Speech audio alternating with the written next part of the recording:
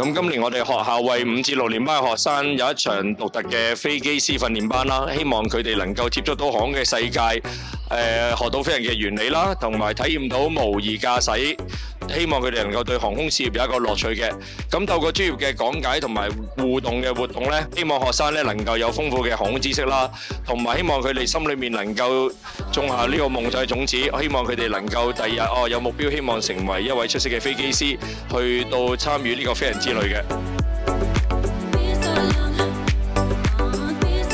我一直對飛機好感興趣，想知道佢哋係點樣飛上天嘅，所以參加呢個活動嚟學習更多航空知識。我覺得開飛機好型，所以咧想體驗一下模擬駕駛嘅感覺，睇下自己做唔做得到。我將來想成為一名飛機師，所以想通過呢個訓練班，提前了解呢個職業，睇下自己合唔合適。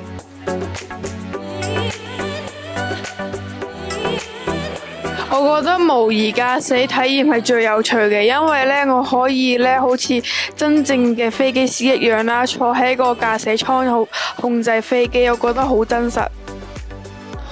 我覺得模擬駕駛體驗最有趣，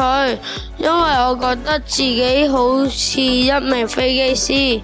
控制飛機起飛同降落，好有成就感。模擬駕駛體驗最有趣，因為我學識咗點樣睇儀表上面嘅數據，例如高度、速度同方向，俾我覺得自己好專業。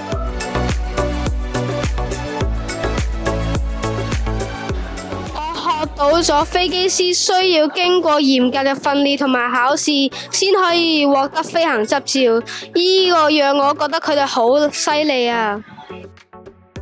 我覺得飛機師嘅工作好有挑戰性，因為佢哋嘅工作隨時要應對唔同嘅情況，例如天氣變化或者機器故障。我發現飛機師嘅工作比我想象中更複雜，佢哋唔單要開飛機，仲要確保乘客嘅安全，責任好大。